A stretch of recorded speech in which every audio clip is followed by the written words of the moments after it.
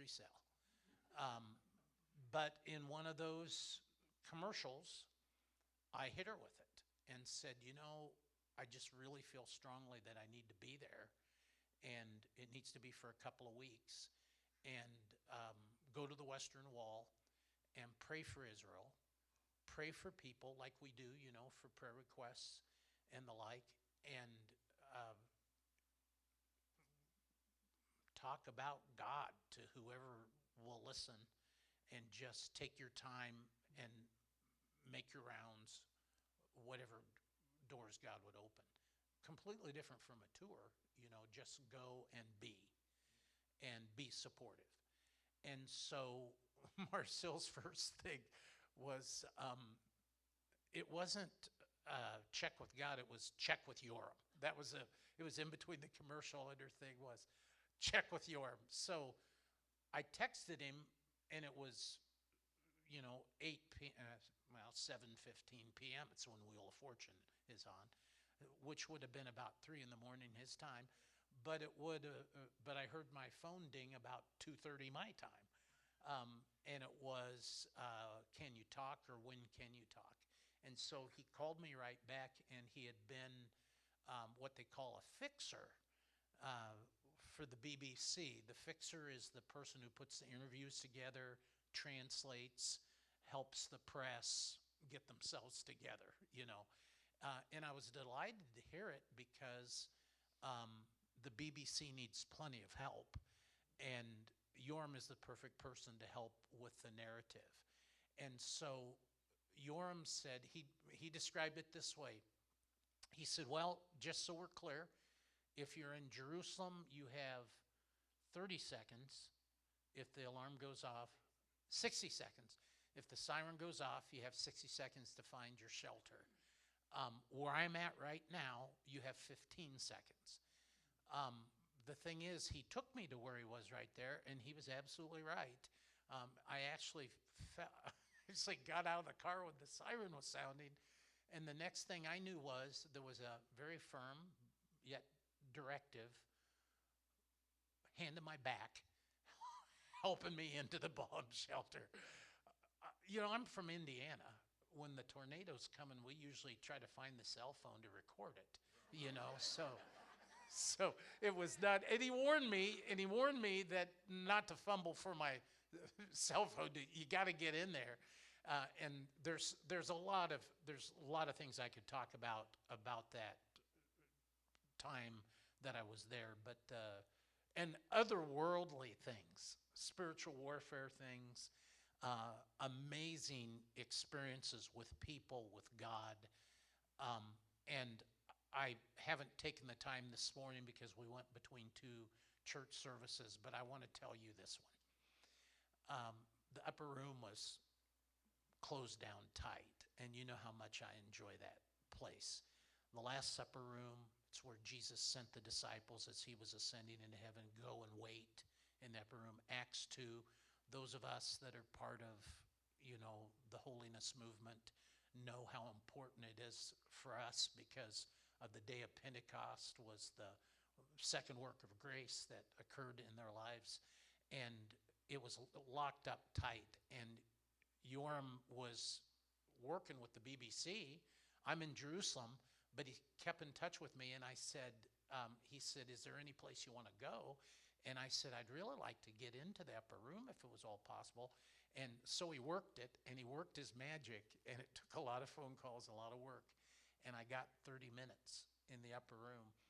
And you can see that video on my YouTube channel, because I turned on the video, what I was going to do. And we had talked about it. Yoram said, you've always wanted to do Acts 2, and then preach Peter's sermon there on the street, and then recite James as a video from the upper room where James wrote the book of James. I wanted to do, so I had an agenda and 30 minutes to do it. Governmental official came and opened it up on a Friday morning at 7:30. Now that was his Saturday morning, because their weekend is Friday, Saturday. Ours is Saturday, Sunday. So that would have been his Saturday morning, 7:30. this governmental official came and opened it up, gave me 30 minutes. As it's rolling along, I just had this, and it was awkward and raw, but I had this moment where I realized all the different world religions that had possessed that place and how it needed a house cleaning spiritually. And I had my anointing oil, as I do, I had my anointing oil and this bottle. And it was 3/4 of the way full at the time. By the time I was done, it was down to that little bit of speck that's left. Because I saw in those windows horns in those heads. I'd never seen that before. When the Muslims had it, they used a lot of their demonic stuff, in there, that Mazarab and that sort of thing. And so I started to anoint it, and I anointed the windows and the doorposts and the pillars. And, and I'm praying for a full 30 minutes. I'm anointing the place, asking Satan to be bound, the Holy Spirit to be loosed again. That was where the winds came and that was where the tongues of fire separated, came to rest upon. It's where James went every morning. It was the headquarters of the early church. And this is just rolling through me. And so I finish up, I go out to thank the guy and give him 200 shekels for his time and his effort. And I get all choked up, and he hugs me. It was kind of a sweet moment. He hugs me. He didn't know what was wrong with me. I was just very choked up in the moment. Now, here's going to take crazy to a whole new level now, okay? If you've never heard of anything like this, you're going to say, yeah, the guy really spent too much time with too thin air. I'm walking, but not as bad as the dog that talked to me that time. Remember that story? Yeah, it's not as bad as the dog that talked to me. I'm walking up the little street where Peter preached the sermon on the day of Pentecost, where thousands of people were converted and baptized. And every step I took, I felt more condemned. And I could hear the voices. Who do you think you are? Your prayers, they don't hold up. You could have prayed a lot better. What do you think you're doing? That's the stupidest thing you've ever done. You better delete that video and don't tell anybody ever about this. And that would have been, it's a short street, but it would have been like from here to the parsonage. It would have been that. And every step I took, the heavier it felt on me. Well, you go about half the distance, you don't realize where it's coming from, right? So, yeah, because he's a great deceiver, right? And a liar. And I'm about halfway down the road, and I'm not even realizing. I just thought it was my own self-doubt. And then I realized that it was otherworldly, what was happening to me. And I turned that little corner and saw the Zion Gate, and it was just up from Caiaphas's house. And it was this wind that blew right through me of peace and this joy, and the voice from heaven that said, you're surrounded now by the greater cloud of witnesses. Praise the Lord. And in that moment, it was this spectacular thumbs up. I saw these thumbs up. Didn't see faces. I saw thumbs up. I saw high fives, okay signs, just in my peripheral vision, and realized that the weapons of our warfare are mighty by the bringing down of strongholds. And so the whole idea of going to Israel and praying for 2 weeks took on a whole new meaning to me. And what I appreciate about Yoram Black was every place he went, he would say, Pastor Mark's going to have a prayer now. To the commander of the Iron Dome, to, you know, Kibbutz Be'eri, to Trey Yingst of Fox News on the Gazan Hill. Trey let me pray with him and his team. And, you know, it was just, it showed me, I was walking with a guy this morning, and he was saying, I wished I could do more. And my thing is that we underestimate the power of one person's prayer. And I think we completely underestimate what it means to agree in prayer. Agree is touching. And if two people find agreement, we can say to the mountain of doubt, be thou removed and cast into the sea. And so the greatest thing we can do is pray, and pray without ceasing, and pray with persistence. My old thing is Jesus gave the example of the widow woman, the unjust judge. Wear God out. Wear God out. Okay. So the reason we're here is we have probably, probably the greatest spokesman for the state of Israel as an idea.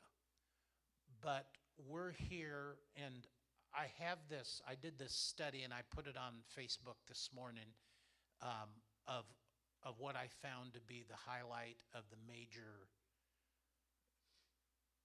passages that clearly say that there's a piece of land that goes from the Red Sea to the Mediterranean to actually just north of what's modern-day Lebanon border, to just north of the Syrian border, to just past the Jordan River, that is about the size of New Jersey, that God promised to a certain group of people, very specifically to the descendants of Abraham through Isaac, and that belongs to them. And there's no two-state anything about it. There's no two-state solution to that. It belongs to them, and God said it belonged to them. Interestingly enough, we have a title deed to our home, right? But God didn't sign it. I appreciate God provided it, but he didn't promise it to me. But he promised that piece of property to those people. And so it's important for us to always remember that and never forget. And to let it be something that we join ourselves at the hip with the Jewish people, because Judeo-Christian value comes to play in this. But it's my honor to be able to introduce to you a guy who I believe has the spirit and the heart of David, who is a world-class problem solver, retired IDF lieutenant colonel, executive in the travel industry, former governmental representative for the state of Israel in travel, and probably his favorite designation of all, tour guide. And he's not just a tour guide of Israel, he's a tour guide in life. Would you welcome Yoram Black? There's Chacha. Thank you, Pastor. It's okay, I have this. Yeah. So, very happy to be here. Thank you for Pastor Royer and Marcel for arranging my Indiana tour, and thank you, Pastor Jim, for having me here. When we do tours, and at the end of the tour, always the tourist tells, come to visit us in the States. So I would say one day, apparently there's a war that needs to happen for me to come here to Indiana. So here I am. And the idea is that I'd like to share with you what's going on in Israel, because sometimes the news, when they're arriving all the way to Indiana, it doesn't always get to the exact point. Sometimes it's around it, and sometimes it's totally wrong. And can we go to the next slide? So I've been using my military experience as a battalion commander in the Israeli paratroopers, so as in my work in the BBC, which brought me really into the front line, really into where things happen in Sderot, in the kibbutzim, Be'eri, Kfar Aza, interviewing. And that was my job, to bring them the interview. That was also my way to influence what the BBC will report, because when, for instance, when you bring someone who survived this music festival, and he tells the story, how he survived and how they started shooting thousands of people there. And later on, when we interviewed the Zaka guy, Zaka is the organization that deals with all the bodies and all the remains of the bodies, and it tells what kind of situation was the bodies that they found. So it kinds of, and the families that were in the kibbutzim, so it kind of goes into their mind, and it outputs in their reports. So I was with the BBC, in which you are all the time being updated through the army IDF spokesman, around 2.5, just over 2 months, and together with my two sons, which are serving in Gaza. They are reserve. You know, in Israel, beside the 3 year that you go mandatory, you serve in the reserve till the age of 45. So my oldest son is 30, my second son is 28. My oldest son was in Italy when the war started. He was studying Italian language. He didn't hesitate for a second. Already 10 o'clock in the morning, the war started around 6:30, 7 o'clock, 10 o'clock in the morning. He was already on the way to the airport to get the first plane to come and join his people at the unit. My second son didn't even wait for the unit to call him. They just everybody goes to his unit, get his gear, and run to fight in Gaza, because people understood that we are kind of fighting for the existence of Israel, because we are fighting a scenario that we didn't even dream that it can happen. I'm going to talk about it later on, but since then we already something like 85, 90 days. Israel is in war and people are fighting, and something that I must say that even my kids, and you know, when your kids are fighting in Gaza, first of all, you don't know what's happening because they don't have cell phones. So you hope your phone will not ring. And every 12, 14 days, 10, depends, they come out for something like 24 hours. You just manage to see them, sometimes 48 hours. One of my son was once for 24 hours, for 48 hours. He said, I'll have some more time. But after 24 hours, he was called back, meaning they come just to a short time and back to Gaza. But something that I can say, and also meeting all their friends from the unit before they go into Gaza, that they are highly motivated. They are highly, and the moral is very high. Not, I mean, you know, we went through a very tough time, but they understand that they have a mission to do. And the mission is to eliminate Hamas, which I'll talk about it soon. But so long, and they always ask me, what is there for me to do? What is there? I ask them, what is there for me to do? How can I help? I mean, unfortunately, I'm over the age of 45. So they always tell me the same thing. Just let us finish the job. Because, you know, in the international community, there's all kinds of pressure for ceasefire or things like this. But after I will explain you who's our enemy, you need to understand no ceasefire is on the table, because these people cannot be our neighbors. These people, we cannot afford to be our neighbors. And this is what they say. Like, it's dangerous, and Israelis are willing to pay a price. And I took Pastor Marc to meet a father called Nitzan Lifshitz, which lost his son, Lavi. He's 20 years old. And I mean, what can a father, he lost his most precious things. But he said, and he told it to his friends to the unit, continue your work, because this is what needed to do. And this is the situation in Israel that we feel, and everybody is quite united in completing the mission that we need to do, because we are facing something very seriously. So let's go to the next slide. Who are we facing? So first of all, just to explain what's the Gaza Strip, and some of the people on the tour, but I'll do it in a really, really short introduction, is that,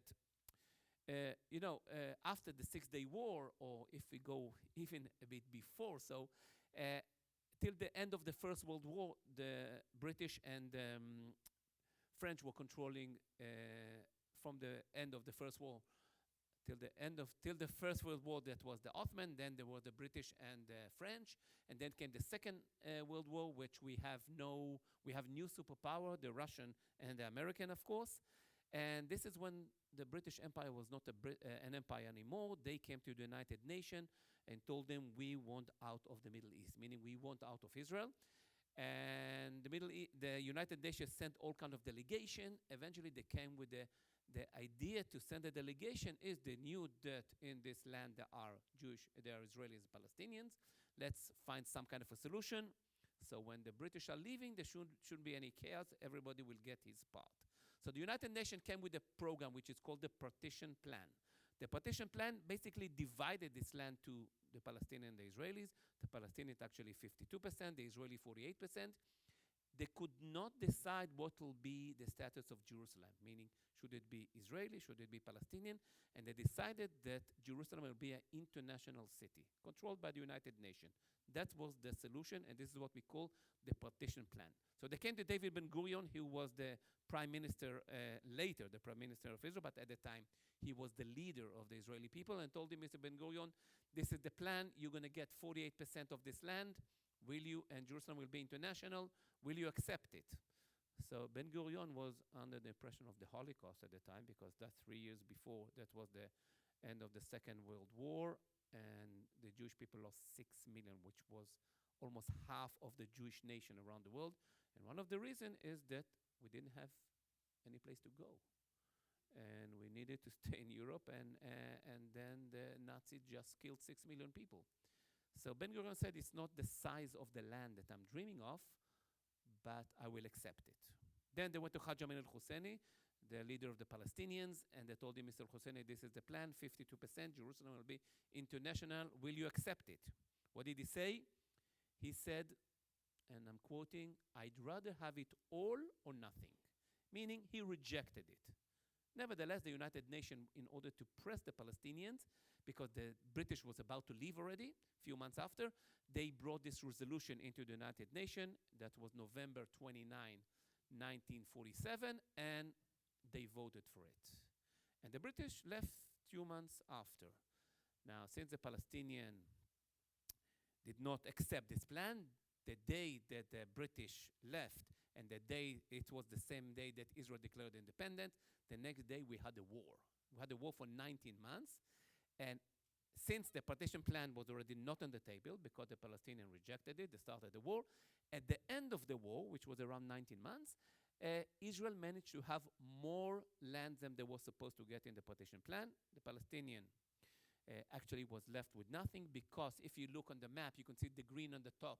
The Golan Heights was taken by the Syrian, the West Bank in the middle, the red, was taken by the Jordanian, and the Gaza Strip was taken by the Egyptians. And that was the situation in Israel until the Six-Day War. After the Six-Day War, Israel took over all 3 remaining places, which is the Golan, West Bank, including Jerusalem, of course, and Gaza. And since the Six-Day War, which was in 1967, Israel is controlling Gaza. Today, in Gaza, or in 2005, Israel left Gaza. There was around 1,700,000, 1.7 million people living there. And the whole years, I mean, Gaza is like a third world country. I mean, a third world place. And they always said that the problem of Gaza, it's because of Israel. The minute Israel will leave Gaza, the minute the Israeli army will go out of Gaza, we can turn Gaza to the Singapore of the Middle East, meaning we can make it a Paris. It has a coastline, it has a nice beach. We only need the Israelis to go out of Gaza. So the Israelis on 2005 went out of Gaza, gave it to the PLO, to Yasser Arafat people. That was 2005. A few months later, they did elections, free elections in Gaza, and the Hamas took over. The minute the Hamas took over, one of the first things they did, they threw out from the ninth floor all the PLO ministers, and then they totally changed the agenda. What do I mean? Let's go to the next slide. The Hamas, or in general, the Gaza Strip gets a lot of finance from all over the world.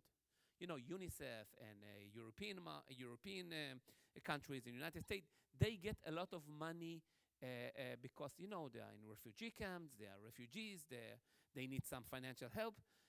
And the Hamas basically takes all the money, and we would hope it would invest it in things that will turn Gaza to the Paris of the Middle East or the Singapore, but apparently all the money goes totally to other places. I always like to say, and proud to say, that the second largest budget in Israel after security would be education. This is where we put the money. We educate people. Hamas takes all the money and puts it mainly in preparing to a war against Israel. And Qatar, Iran, Saudi Arabia, other countries bring piles of money to Gaza. By the way, Israel allowed it, and this was one of the conceptions that Israel had. We thought, I mean, we know that we won't be lovers with the Hamas. They don't like us, but if we'll give them the option to bring money and to live their life. Furthermore, Israel let people from Gaza, hundreds of thousands of them, to work in Israel, so they can make a living, come back to Gaza, and just concentrate in raising their children. So there was no problem of money. There was lots of pile of money coming into Gaza.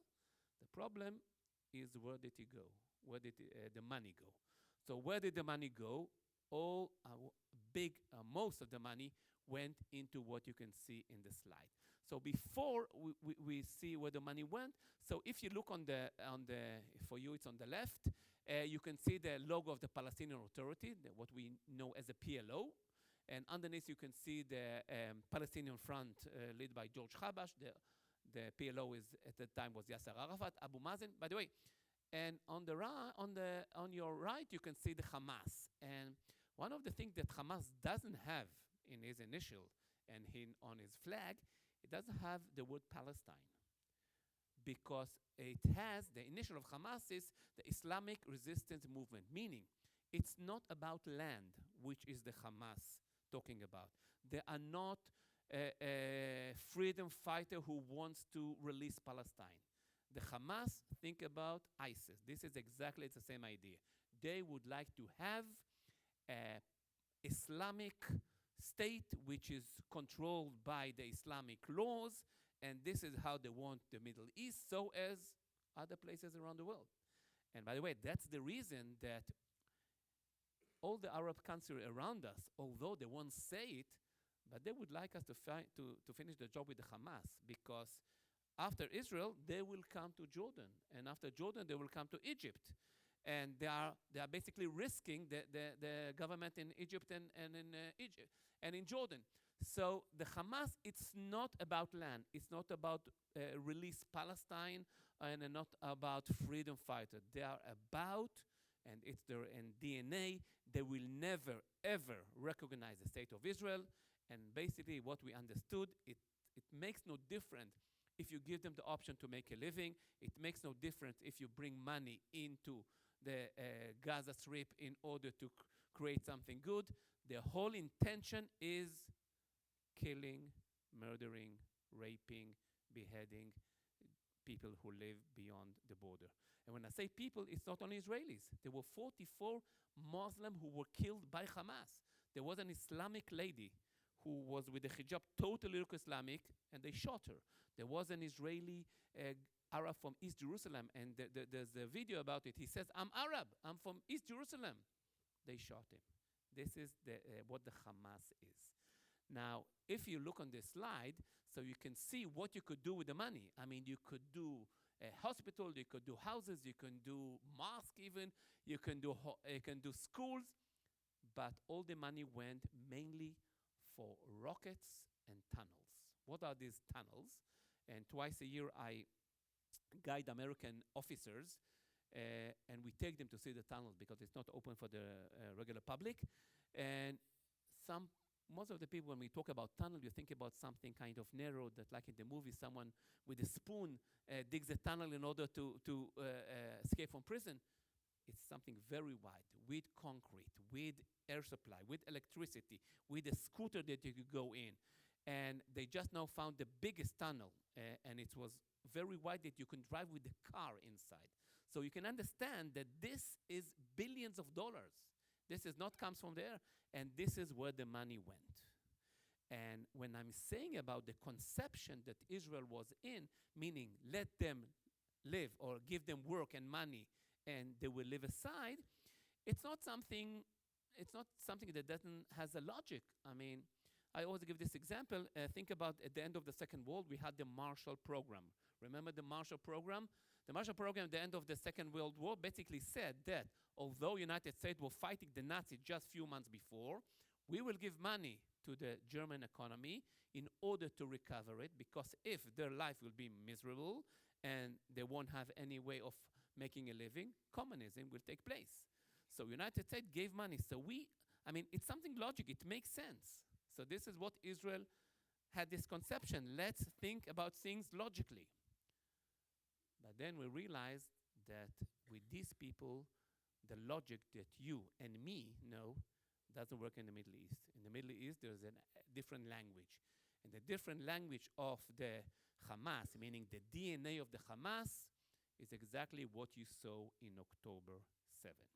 So where did the money go? You can see where the rest of the money went. Let's see the next slide. Where the rest of the money went, you can't blame the BBC for really supporting Israel heavily. They tell the story, sometimes not good enough. That was my job. I think we did good. I think they told better the story.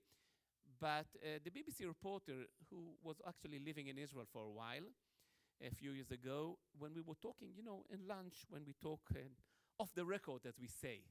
So she tells me, and she knows the Middle East very good. She tells me, Yoram, you need to understand, I know that Hamas doesn't care about the Palestinian citizens in Gaza. They don't care at all. Because if they would care, they would give them better life. What do they care about? They care about building the tunnels. They care about releasing this prisoner from Israel. And they care about their leader, about their personal bank accounts. These are three leaders of Hamas. By the way, the information I have here in the slide, we got it from the Americans. And these are three leaders of the Hamas. They don't live where the poor people in Gaza live. They live in Qatar, in luxury hotels, private jets, and this is what they have in their account. Ismail Haniyeh, 4 billion, Khaled Mashal, 4 billion, not million. And these are civil servants. These are people who needs to serve the people in Gaza. And Abu Marzouk has also quite a lot of money as an account. And this is what actually they are interested in. Releasing their prisoner, killing Israelis, or killing whatever behind the border, and their personal account. And during the years where Israel was under this conception, let's call it, let's go to the next slide, they were just getting ready for an opportunity. And this opportunity came in October 7, when Israelis were celebrating a special holiday. We finished, the Israeli Torah. We read it for a year, each time part of it. So in this time we finish it and we restart it again. So there's kind of a real celebration. And this is when they managed to break through the border into the army camps and into the kibbutzim, into the settlements. Now, it must be said, and I say it very sadly, we weren't ready. The Israeli army was not ready. Was not ready enough at all. And actually, there will need to be a lot of investigation and research and understanding what happened. How comes the thousands, not hundreds, thousands of people managed to cross the border and did all the cruel thing they did. And again, we will go into it, we will search it, and we will investigate it deeply. but not now. Not now. We'll put it aside because we're in the middle of the war. We can't start accuse each other while we are fighting. We'll put it aside, and meanwhile we are fighting.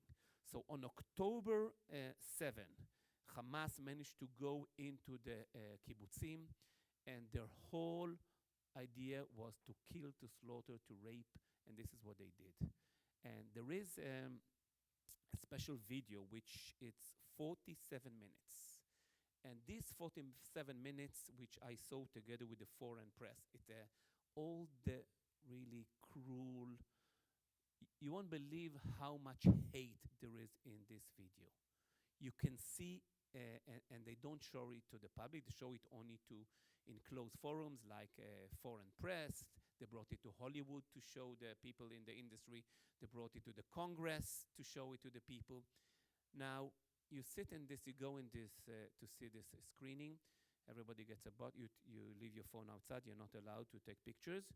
And you get a bottle of water, you get a handkerchief, and you watch for 47 minutes things that you don't think that a human being can do to other human being with all the disagreement that they have. And some of the people that was with me couldn't stay till the end. They were going out because either crying or just, you can't see it. And in this movie, you can see how they beheading people. You can see pieces of body. You see how they're burning people inside the cars. You can see how they shooting, people in the music festival. They're running for their life, and they just shooting them. And then they take all the bodies, tying them to a car, and going in the streets of Gaza, and everybody is cheering for it. And you can see, for instance, two kids, I think it was 7 and 8, running to a shelter. They were not with their parents, but the parents were killed probably.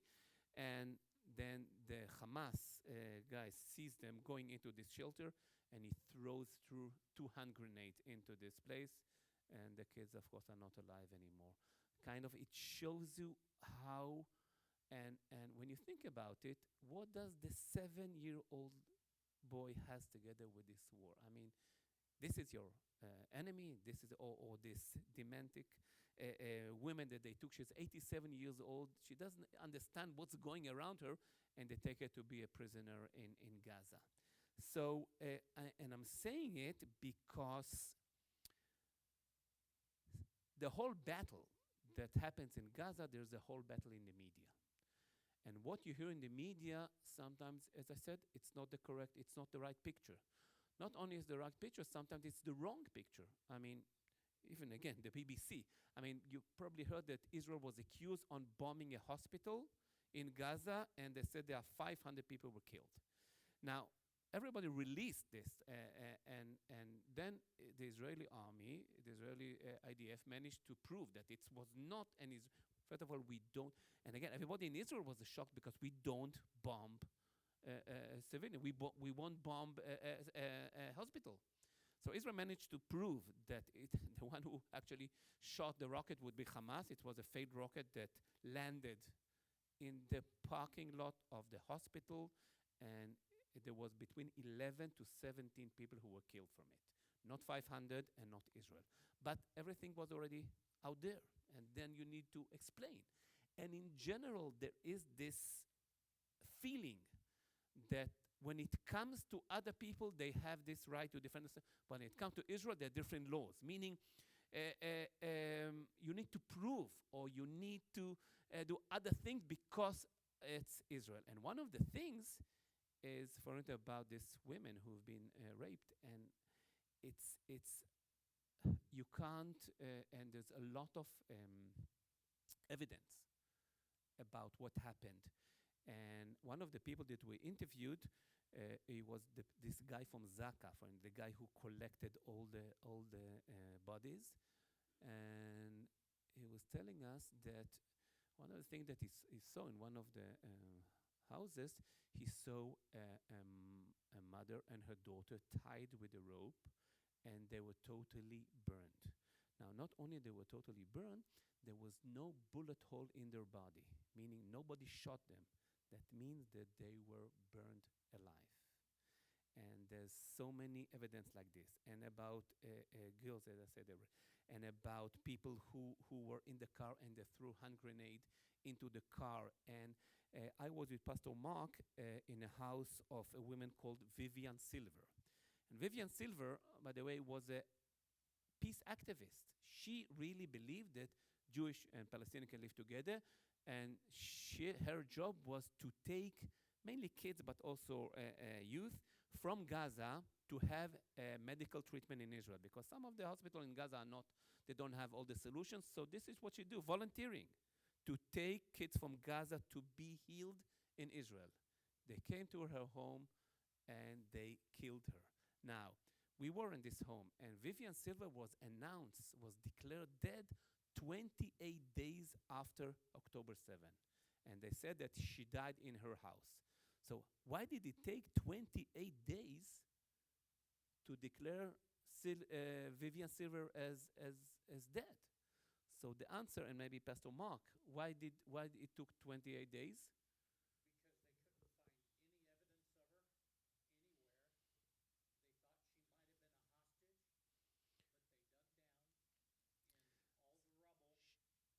She was totally burned. All the families of the people who were needed to come and give DNA in the hospital, so we can match DNA. And only after we turned the floor, we opened the floor, this is when we found pieces of DNA of Vivian Silver, who died in her home. So it shows you what did they do to the body. It shows you.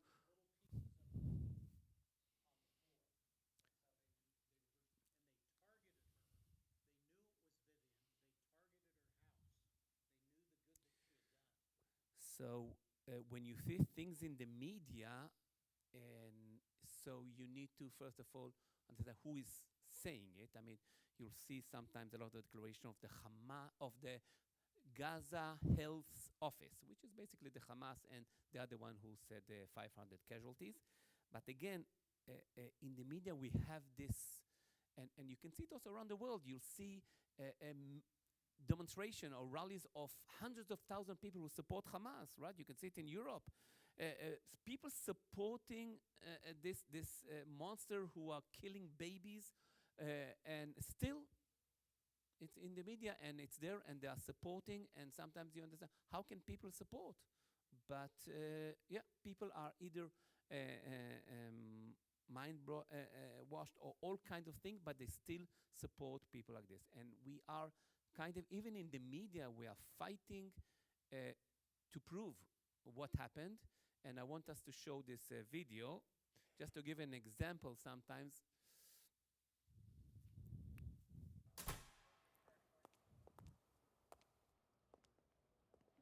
I'd like to report a crime. Yes. I was raped. So sorry.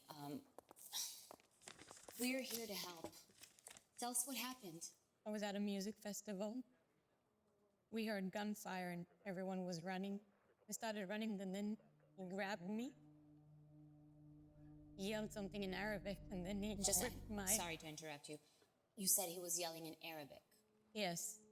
So he ripped my pants, and then he just... Sorry, I just need a bit of background here. Are you Israeli? Yes. And your rapist was Palestinian? He was a Hamas terrorist. Okay, just, this is a bit awkward, but we can't help you. But I was raped. Do you have any proof? Yes, he filmed it. Yes, hello, global police. Don't take it personally. Management decided that all violence against Israelis is legitimate resistance. So sorry. My daughter has been kidnapped. Please help. Sure, just before we get started, are either of you Israeli? On October 7th, Hamas terrorists brutally raped Israeli women and children before murdering them. There is no justification for rape and sexual violence. Rape is not resistance. So you probably very often hear in the news that Israel is killing Palestinian civilians. And this is something that runs in the news all the time. And when you hear such a thing, it's what I call, or which I heard in one of the CNN, when our previous prime minister said, when you hear that Israeli is killing Palestinian civilians, it means you are starting the story from the middle. What do I mean? I mean that, and I'll give an example, then I'm going to talk about what happened. A few years ago, there was an article, there was a big article in the paper, and it says on the top, and it has a picture, Palestinian shot by Israeli police. And they show a picture of a Palestinian lying dead and a policeman standing above him, which was true. The Palestinian was shot by Israeli police.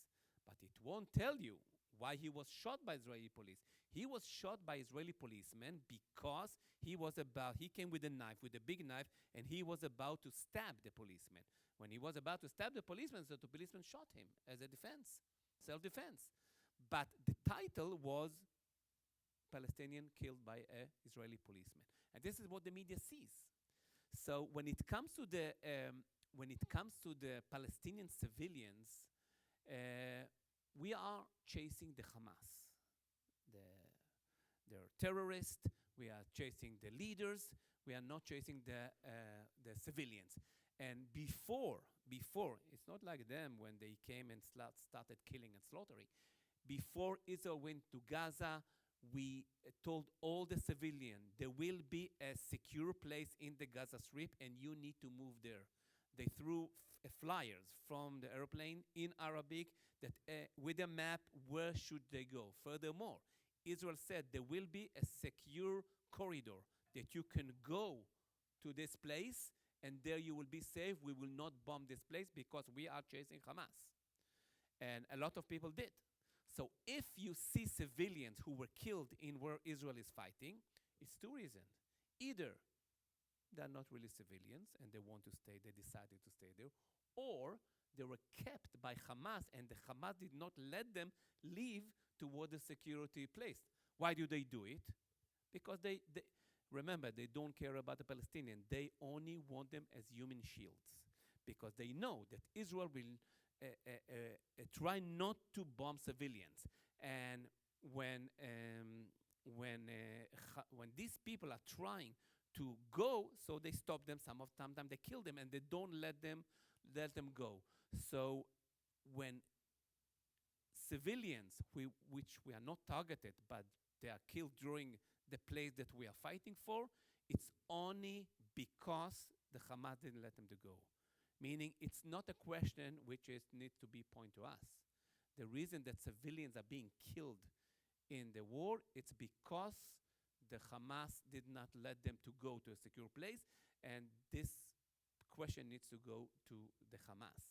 Because when it comes to Israel, understand, we're not going now to, today in Gaza Strip, there's 2.1 million people living there. Our idea is not to kill 2.1 people, by the way, although a lot of them are Hamas supporters. Remember, they were elected democratically. And one of the things that my son, when they came, in the first time or the second time, the first time, when he came out of Gaza, he told me when we are going house after house, in most of the houses we see Hamas flags. In most of the houses we see pictures of people who committed suicide, shaheed, in order to kill Israelis. In one of the places he found a paper which, how do they teach kids to count from 1 to 10. So they have 10 bodies of Israeli soldiers, and this is how they teach them to count. 1 Israeli, 2 Israeli, 3 Israeli. This is how they count from 1 to 10. So it shows you that when we say about the civilians who are not actually involved, some of them are involved. And if you follow, there was now, a few days ago, they managed to interview a girl, a nice, pretty girl who was, she was released from capture. They trade some Palestinian for her. Her name was Mia Shem. And she was kept in some kind of a family. And she was injured. They brought, instead of being a doctor to operate it, they brought a veterinarian. A veterinarian. He did her with a lot of pain, but they didn't give her. They give her food, a small amount of food every 2 days, every 3 days, and sometimes after 2 days she didn't get food. So the women there, when the Palestinian husband was about to give her food, she took the food, she put it back, and there was even this small boy, who used to go next to her with a pile of candies and just eating next to her after he knows this boy that she didn't eat for 2-3 days. She said it very sadly to tell us that in all the people that I saw while I was 54 days in capture, I didn't see even any innocent person. One innocent person, not even this boy, a boy. But he's probably has it in mind, kind of eating candies in front of someone he knows that he didn't eat for 2 days. That means he was educated in some kind of a way. So it's difficult to find innocent people, and you could see it in this movie. It's 47 minutes. You can see all the bodies that are connected to the car, and they go in the streets of Gaza, and people are spitting and people are cheering. I mean, it's these people are, as I said, they are brainwashed. They are educated from scratch, from day one, to hate, and that will be the result. That will be the result. So when it comes to the media, you need to understand that sometimes people are telling you the story from the middle and not the whole story. And you have to understand the whole picture. And when it comes to the causes of the war, we need to be realistic. I mean, when people say destroy the Hamas, the idea of the Hamas, as I said, as an Islamic government, it's an idea. You can't eliminate it totally. And I give this example all the time. It's like you would kill the Crusaders and you would say, I will eliminate the whole idea of Christianity. You can't, because it's an idea. It's a spiritual idea. You can kill the Crusaders, but Christianity will still exist. So Israel's goal in this war is to, first of all, to bring the hostages back, and some of them are kids. These two redhead, the Bibas family, he's 9 months old, and his brother is 4 years old. By the way, Israel, in Khan Yunis, one of the city, suddenly they see a girl who was injured, and they brought her, and the doctor took care of her, and he sent her back home. We won't start trading with kids for hostages. I mean, she's a kid. She's not involved, and what is she doing there at all? So the cause of this war is to get back the hostages. We have 133 hostages. Not all of them are Jewish. Some of them are Muslim. There are some Thai workers that they took hostages also. And of course, to eliminate all the Hamas military options, because they have lots of armed, a lot of rockets. Everything is underground. And you could see where we found the tunnel. We found the tunnels, and where we found the rockets bases. We found it in schools. We found it in a church. We found it in mosque. We found it in hospital, meaning and this is what they know. They were shooting rockets from hospital because they know that the IDF will not shoot a hospital. And it comes to this example for us to understand, before I'm going to talk about the end of the war. It's, let's say, your neighbor, okay, comes to your home. He kills your wife. Maybe he rapes her. He kills your wife. He kills your son. He takes your other son, capture, back with him to Gaza, to his place, okay? And he tells you, I'll be back for your other 2 kids. Now, when you come and you go to his place, because now you need to eliminate him, right? He killed your son. He killed your wife. You want to have your son back. So when you go to his courtyard, you see that he's surrounded with civilians. Now, what will you do? He says, you can't do anything. I'm now surrounded with civilians who he doesn't let them go because they're human shields. So, and furthermore, during he's there, he's continue shooting rockets towards you, meaning Israel needs, first of all, to defend its people. Because this guy says, we come again and again. And yes, sometimes there are civilians involved, but again, this question is not for us. This question is to the Hamas. Why are civilians being killed? And this is what's actually happening. We are fighting. It's like we're fighting the light against the dark, but we are also fighting the war which now it's in Israel, soon it'll be somewhere else. It'll be in Europe, and it might come even here to the United States. You already see how people are supporting bin Laden, right? Or the head of the universities in Yale and in Princeton and in Harvard, when people say from the river to the sea, Palestine will be free. It's basically, can you go back to the map? I think it's the second or fourth slide. Not this one?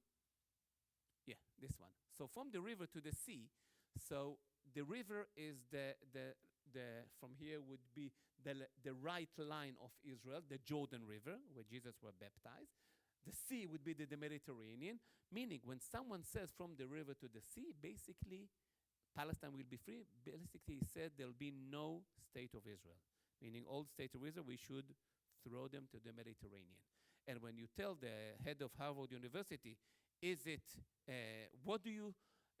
allowed for some student to call for the elimination of the state of Israel, for killing the state of Israel? So what she say? Depends on the context, meaning this is not an answer. This, even in democracy, when we have the free speech, there still are red lines. There are some things that you cannot call to kill other people just because he has a different religion or you have other controversial things with them.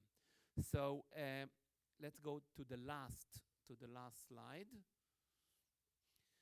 So the last slide is, this war will continue for intensively, I would say, intensively for another 2 months, I think, because we still have a lot of work to do. And again, it's tough. Think about it. It's not like the classic war that, a line of tanks is fighting a line of tanks in the open field. It's going from a house to house, and there's a lot of windows, and they're shooting you for every window. They have cameras. They go out from the bunkers. They shoot. They go back. And they're hiding inside the tunnels. So it'll take a bit of time. But afterwards, what will be with Gaza? What will be with Gaza afterwards is, first of all, there's two things that needs to be said. Hamas won't be in Gaza. We won't allow any Hamas government, terrorists live in Gaza. Secondly, Israel is not planning to bring people to Jewish people to live in Gaza.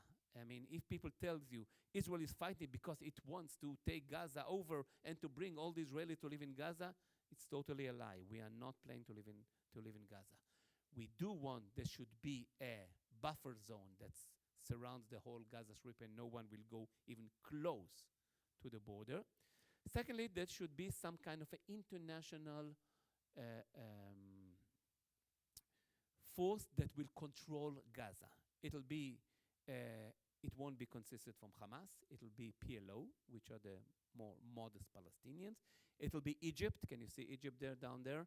It'll be Egypt because they are strong enough to control Palestine. And by the way, the Egypt doesn't want to annex this place. They don't want to attach it to be part of Egypt. Nobody wants a Palestinian. Also, the Jordanian, they don't want, when we offered them years ago the West Bank, they don't want it. Because again, they are afraid that they will risk their government. So there will be Egypt, there will be PLO, there will be some international forces like the American, the Russian probably, Qatar, maybe other, but Israel will insist that it will have access into Gaza. Because what happened now, the reason that the Hamas managed to do all the tunneling, and the reason the Hamas was managed to do all the rockets, it's because the IDF was not there. In the West Bank, for instance, although it's controlled, some of the cities are controlled by the Palestinians, but Israel has access to go inside. And if we know about something, and this is, if you heard about the series in Netflix, Fauda, anyone saw Fauda? You need to see Fauda in Netflix. You won't regret it. It's a Hollywood series about this undercover unit who operates in the West Bank, and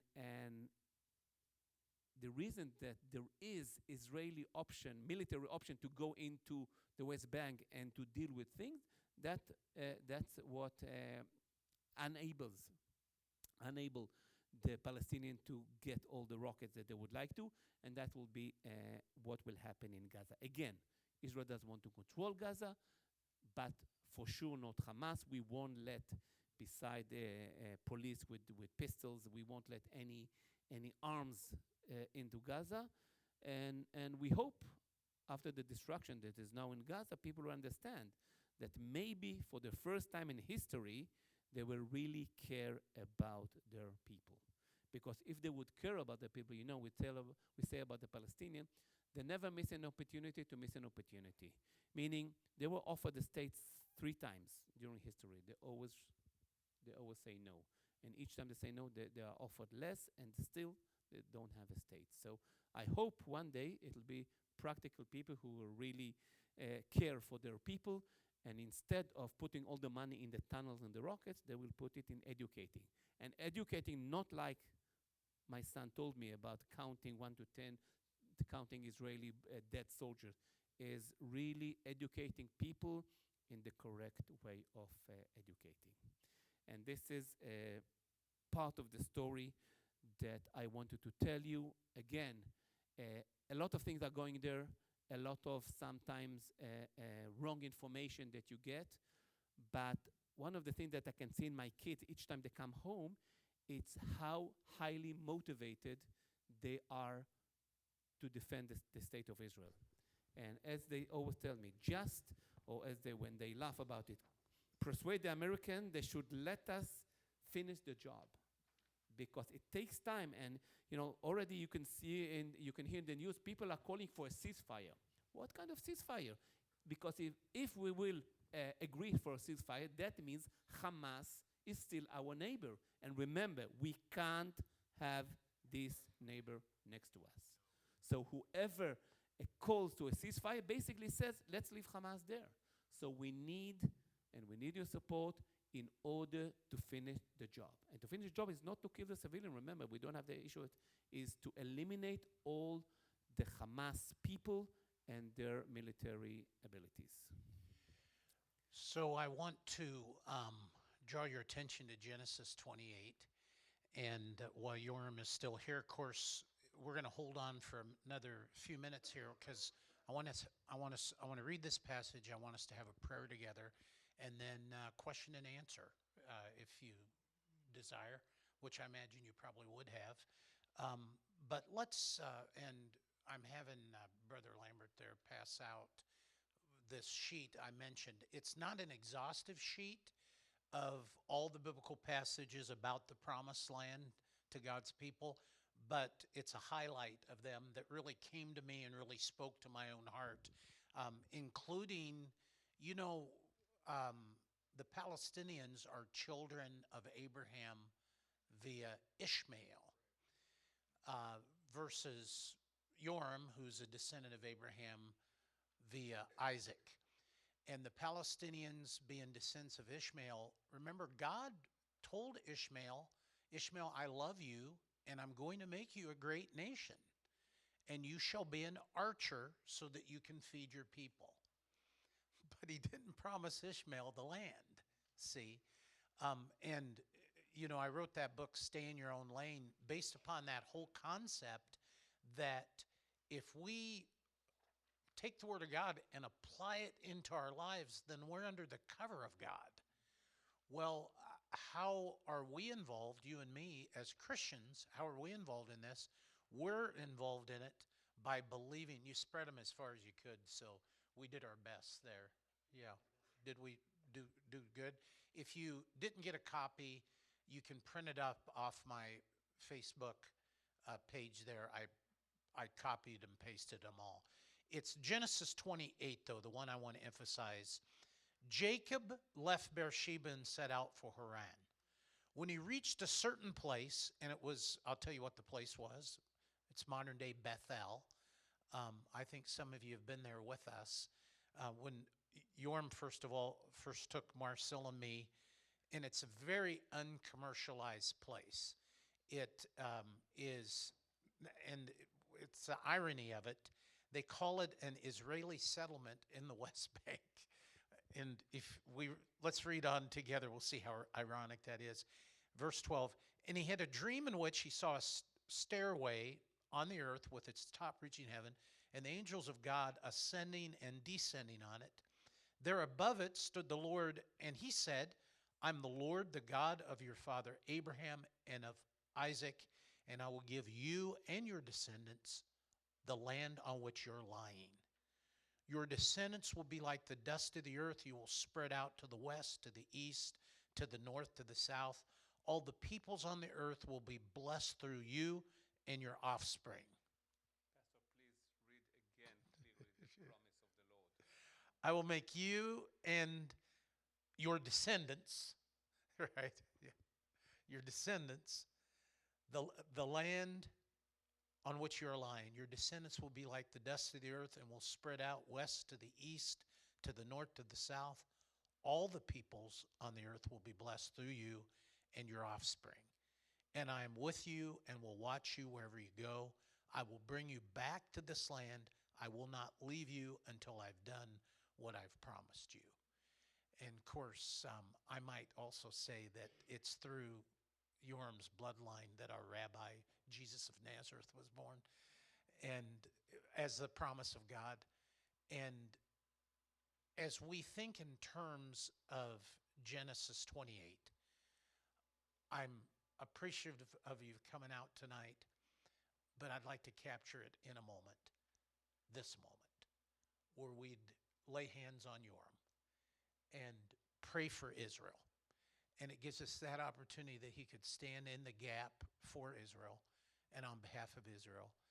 And we pray for his boys, his family, and we extend that on to all the soldiers and their families and the hostages and their families, and that God would bring it to pass. And as a Christian, and you'll see it on the back, you've been there with me too, Revelation 16:16. They gathered all the kings together to the place that in Hebrew is called Armageddon. My prayer is that Jesus would tarry longer so that we could come to peace in this region, because our prayer is for peace for Jerusalem, peace for Israel, peace for the world, so that more people can get saved. And before the door of the ark closes completely, Yoram, let's do this here tonight. Let's have Yoram stand about here. That's kind of the central part. Let's the rest of us stand and lay hands on him, around him. And if you're not close, I don't want 80 hands on him, but you know, the first bunch of you, lay hands on Yoram on his shoulder, and not too hard so he doesn't feel accosted. But lay hand on the person's other shoulder. You're doing it. There, you're doing it. Just like that. Yeah. Good. Let's pray together. Father, I thank you for Yoram and for his life and for his obvious giftedness to do things like what he did for us tonight and with us tonight. Down here in central and eastern Indiana, I thank you for bringing him all this way to be right here. And it's such an honor to be gathered here together in this prayer. I just ask that you'll be with Yoram and his boys that are fighting, that you'll be with his family and cover them with your protection and prosperity, that you'd be with the army of Israel and protect them